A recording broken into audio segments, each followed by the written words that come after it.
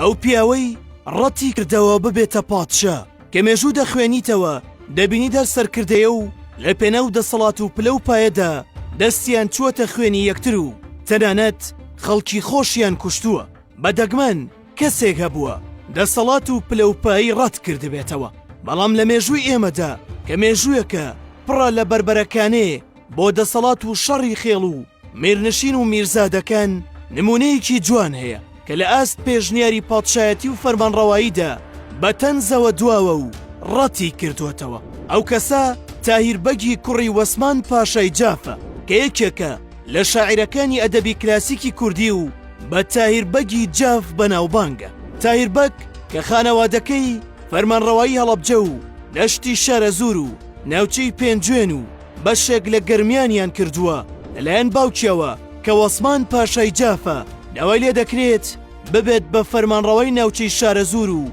پادشایەتی بکات بەڵام ئەو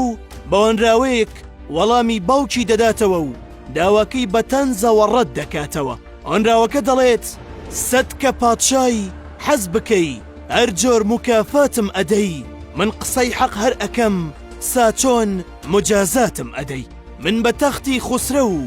جامی جیهانی تێئەگەم تۆ بە مەئمور و ئیعانەی دۆم و خەرزاتم ئەکەی من بە سەد منەت لە نەحلی لێوی یاری خۆم ئەخۆم تۆ بە شاگردی دوکانی مەروەقە و نانم ئەکەی واتە باوکە ڕاستە تۆ پادشایت و دەتوانیت هەر جۆرێک بتەوێت خەڵاتم بکەیت بەڵام من قسەی حەق هەر دەکەم من لە دڵی خۆمدا تەختی خوسرە و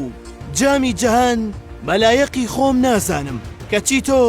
داوای ئەم شتە بچووکانم لێ دەکەیت واتە تاهیربەگ لە ناو دڵی خۆیدا خۆی بەشای ناو ئەدەبیات و موحیبەت زانیوە و پێی شەرم بووە ئاستی خۆی دابەزێنێت بۆ کاری لەم چەشنە لە کۆتایی تەمەنیشی هەروە ژیاوە و بەردەوام کۆڕی شیعر و قسەی نەستەق و خۆشەویستی لە نێوان خۆی و دۆستەکانیدا گەرم بووە و خۆی لە قەرەی کاری سیاسی نەداوە ئەی ڕای تۆ چییە؟ ئایا مەرجە هەر باوکێک فەرمانڕەوا بوو کوڕەکانیشی بەڕێگەی ئەو دابڕۆن؟